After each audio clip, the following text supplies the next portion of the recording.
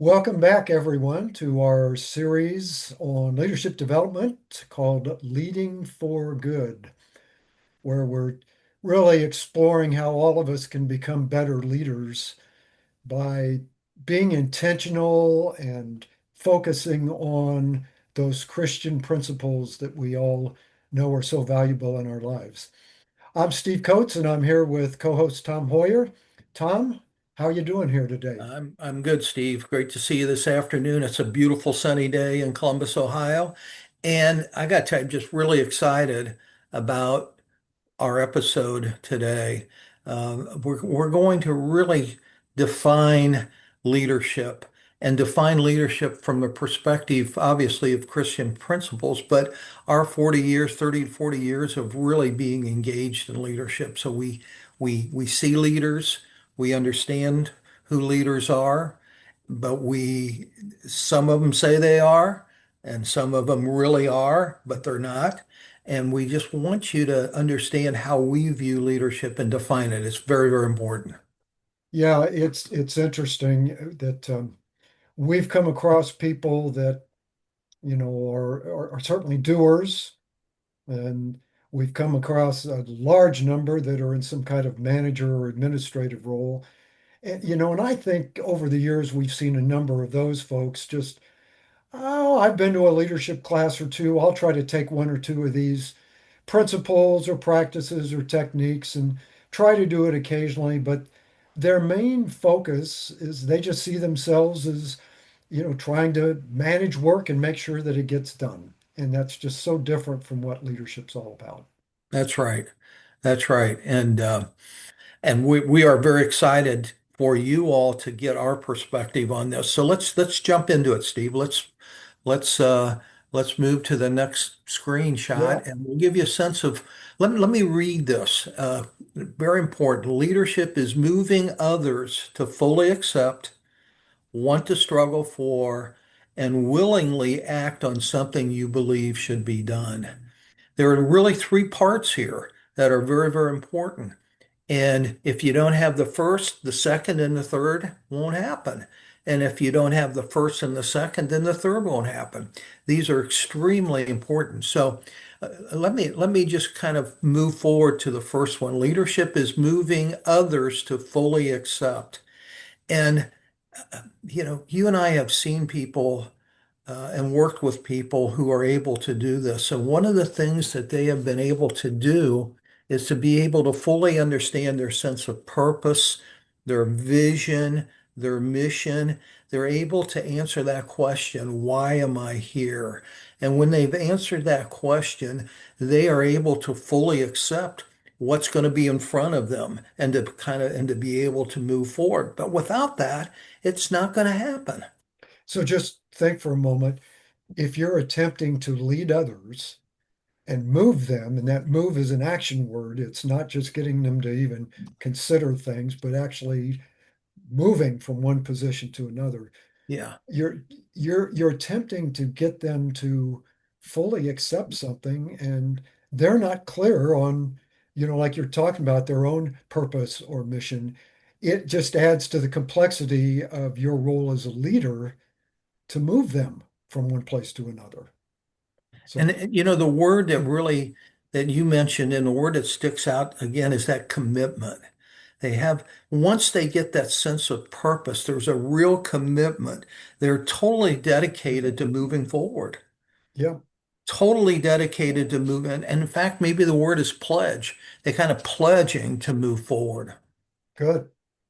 And then when we get to that second part about wanting to struggle for, which, many people who have experienced, work with us in the past, we've talked often about leaders are getting other people to want to struggle for something, not just to struggle for it. But, how would you ever want to struggle, work long, hard, give up some personal, sacrifice personally along the way, if you're not fully accepting what it is you're going after. So those two things really do work hand in glove. Yeah, just and to kind of reinforce what you said, it's that idea of the kind of the strenuous effort in the face of difficulty. Why would you ever do that? Why would you ever try to achieve attaining something in the face of difficulty if you hadn't had understood a sense of purpose and the reason why? Yeah. Yeah. And And so then go ahead. then then the third piece here is then willingly act on something you believe should be done. When you have that sense of purpose and then you've been through the struggle, whether it's 6 months, a year, or whatever it might be, or going through the pain of experiencing something. Think about that. You're going to willingly act on something you believe should be done. You are not personally going to resist. You're going to move forward. Yeah, and it's the willingly act is so important because I've met a number of people that will tell you, I buy into this and I'm part of the struggle. I'm really going to work hard at this. And other things get in the way and they never act. Or they Yeah. wait for you to just tell them what to do. But this willingly act on something says, I'm so deeply invested and committed. I'm going to I'm going to move forward on it. And when you think of willingly act, looking at a project, I mean, the project is going to be done in a very thorough, effective way because they willingly doing something because they Yeah. also know it's for good. They also know that it's going to make a difference. And Tom, I just wanted to share this one last thing. It's as the leader on this, when you look back at that definition, hey, it's my responsibility as a leader to help move people to accept fully, to want to struggle, to willingly act on this thing that I really believe is important. I have to figure out a way to convince them, change them, transform them into sharing that belief with as much passion as I have. And there's a lot of give and take on that. It's not like it's my way or the highway, but when we're interacting with people on that, we come up with that common good that is so vital for us to really, all of us, be able to accept and commit to. And you think about just briefly the word change. Steve, no change, as we've talked about often, no change ever occurs unless you're willing to give something up. And when you accept, you know that at that point in time, you are willing to give something up Yeah. to be able to move forward, to be able to move forward. Yeah. Any examples in your life that how this definition came to life for you? And then we want to take it right back into the Bible here. Yeah, for me, it was just years ago when I became the chief operating officer of a publicly held company. Um, for me, I, I understood what my role was. I understood what the challenge was, but I didn't understand the sense of purpose or the sense of why I'm here from a personal standpoint, from my life standpoint. And so, 3 to 4 years into the role, we were basically acquired. And I really spent 4 or 5 months, Steve, really looking back, understanding why this didn't work out the way I wanted to. And quite frankly, it was more, I didn't understand my sense of purpose. The acceptance wasn't there. And when I found out my real reason for moving forward was, hey, I wanted to develop leadership. I wanted to help people to become leaders. I wanted to understand how I could become a leader and then coach and train and teach. Good. And that was a big turning point in my life. Yeah. Yeah. No, boy, I'll tell you, you have to fully accept, you have to want to struggle. And, as you talk about that, when we were kicking around this definition a lot, it took us right back to Jesus and the disciples. And we thought about Jesus' role.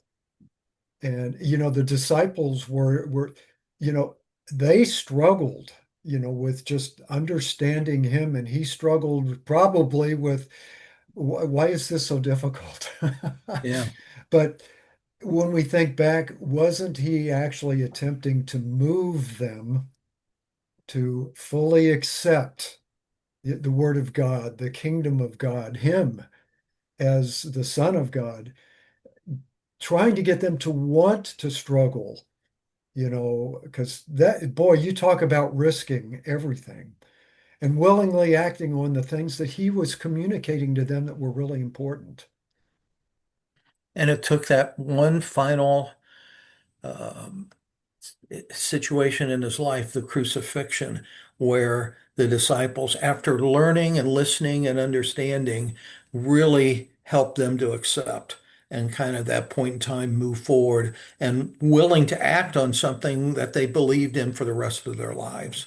It was just interesting to look at those relationships, Jesus and his disciples, and how leadership supported and moved them forward in the end. Yeah, and Tom, I would tell you that for people who are, of the Christian faith and so forth, when they look at their definition, I know I do this. I sit there, I look at this, and it's about me saying, I to what extent do I fully accept every day, the word of the Lord? Yeah. Am I truly wanting to struggle for it? Am I willingly acting? How am I dealing with my doubt, that'll creep up every single day? Am I a fair weather Christian, or am I trying to bring good into those relationships I have with other people, every day? It's this definition for me comes to life all the time when I think about those things. Yeah, Steve, I'll pose a final question here, but before I do, there's just I think individuals listening to this or people can should really understand and they probably sense the difference between wanting to struggle and just struggling. I mean, the outcomes are so different. The Mhm. outcomes are so different when you want to struggle versus just struggling every single day.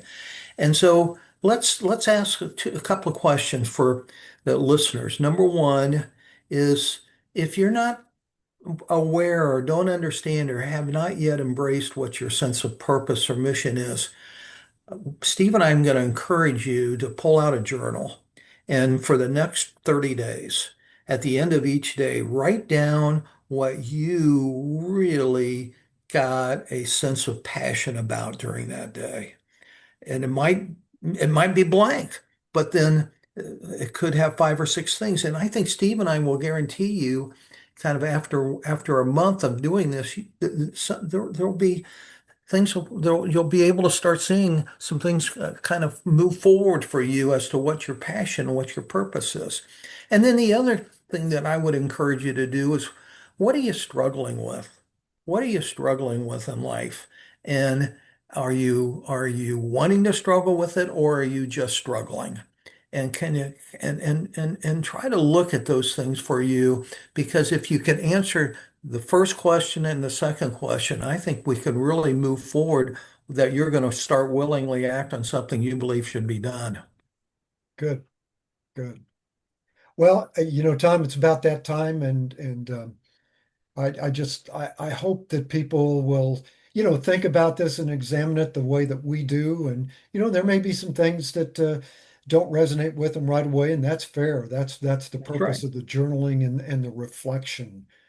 And throughout our series was we pose attributes or characteristics of Christian leadership. We're going to invite people to journal a lot, to especially reflect, think about these topics that we're talking about so you can determine how best to embrace them for you. Because Yeah. ultimately, as leaders, we want to bring that concept of good. We want to bring good into everything that we do.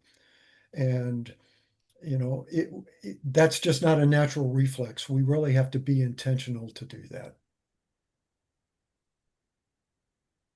Steve, great spending time with you and uh, hope people will watch this and really leave with a sense of knowing what it is that they have to work on and be engaged with. Excellent. Well, Tom, it's good to see you again, and Yeah. we're looking forward to having everybody back when we put up our next episode and we start getting into some of these really fundamental Yeah. qualities and attributes and principles. So until then, thanks for joining us, and we'll see you all again See you. soon.